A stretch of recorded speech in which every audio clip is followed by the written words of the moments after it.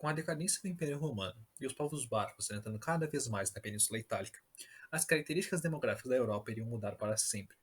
Com o início da Alta Idade Média e a fragmentação do Império Romano do Oeste, novos reinos se formaram e, com isso, novas estruturas sociais e econômicas. Dentre elas, o feudalismo, que mudou a distribuição e produção de alimentos na Europa, ficando caracterizado por uma baixa produção agrícola e também uma depreciação pelo sexo feminino, pois eram consideradas menos produtivas. Com essas invasões germânicas, além dos mortos nas guerras, muitos morreram pela diminuição da produção agrícola, que acarretou a partir dessa destabilização, causando um êxodo rural e diminuindo a população, que era de aproximadamente 24 milhões de pessoas em 200 d.C., para uma de 16 milhões em 600 d.C. A expansão da Idade Média Central. O sistema feudalista surge no final do século X como uma válvula de escape para aqueles que necessitavam refugiar-se do assédio de húngaros, vikings e muçulmanos. Encontrando guarida, o camponês pobre automaticamente era submetido à servidão. Este deveria trabalhar em terras que não eram suas e pagar determinadas taxas em serviços ou em produções ao seu sucerano, o que, segundo Legoff, representa uma das grandes características desse período. O autor Hilário Franco Júnior, no livro A Idade Média, Nascimento do Ocidente, ele cita como um dos primeiros indícios da expansão demográfica os ciclos migratórios, registrados através do deslocamento de população para rotear novas áreas, atração pelos centros urbanos na busca por uma melhor condição social e econômica e mobilidade militar, como no caso das Cruzadas, em que os nobres cristãos buscavam libertar os cristãos e os lugares considerados santos do poder de povos muçulmanos, além da expansão colonial, como o comércio italiano no Oriente e a reconquista dos franceses de áreas da Espanha que haviam sido tomadas por muçulmanos. E conquistas militares muçulmanas, lideradas por Maomé, e que após a sua morte foi liderado por califas, motivadas pela expansão das atividades comerciais e pela luta das guerras santas. E por último, as migrações sem instalação, que seriam as pessoas que vagam por dentro do território europeu, como os marginais e aventureiros. Nessas imagens ilustramos as cruzadas e a invasão muçulmana. A agricultura europeia antes dos grandes adventos do século XI era dotada de rusticidade e poucas inovações. Os campos cultiváveis geralmente se esvaíam de seus nutrientes em pouco tempo, o que gerava baixas colheitas e escassez de comida. Porém, o surgimento de ferramentas utilitárias como a charrua, o peitoral, a ferradura, os moinhos d'água e principalmente o sistema trienal de plantio possibilitaram uma ampliação na variedade de culturas a serem plantadas, sendo integradas ao cardápio medievo a aveia, a vinha e a ervilha.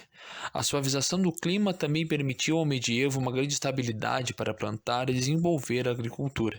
Na ausência de climas extremamente úmidos e frios, as plantações desenvolveram-se melhor. O sistema de arroteamentos, que basicamente consistia em derrubar áreas de matas virgens e utilizar esses espaços para plantar, trouxe aos medievais maiores locais para cultivo, alargando assim suas zonas de plantio. Entretanto, os sucessivos avanços agrícolas e o aumento de áreas cultiváveis não inibiram que houvesse ainda escassez de terras para plantar. Tendo em vista a grandiosíssima demanda, neste período, a terra era direcionada geralmente ao plantio do trigo, havendo assim grande aumento exponencial no preço dos animais como vacas, ovelhas e galinhas. Considerando então o nosso período entre o final do século X até o século XIII, nós temos na Idade Média Central um período de muitos avanços e grandes descobrimentos, grandes inovações. Nós temos avanços na agricultura, nós temos grandes movimentos migratórios, nós temos grandes construções, aumentos de áreas urbanas e também uma grande estabilidade climática. Então este período ele é marcado por um grande desenvolvimento demográfico, por um grande crescimento populacional, que só vai então cair aí por volta do século XIV, aí já na Baixa Idade Média. Como indício do crescimento demográfico, temos também as transformações na arquitetura religiosa. Lembram da imagem do vitral retratando o cerco a Jerusalém durante a Primeira Cruzada? Com a necessidade de abrigar um crescente número de fiéis, desenvolveu-se a arquitetura gótica, com aberturas de maiores dimensões compostas com vitral. Esses vitrais preenchem as catedrais medievais junto com as esculturas, como o caso da Catedral de Chantelet, conhecida como Notre-Dame de Chantelet, na França.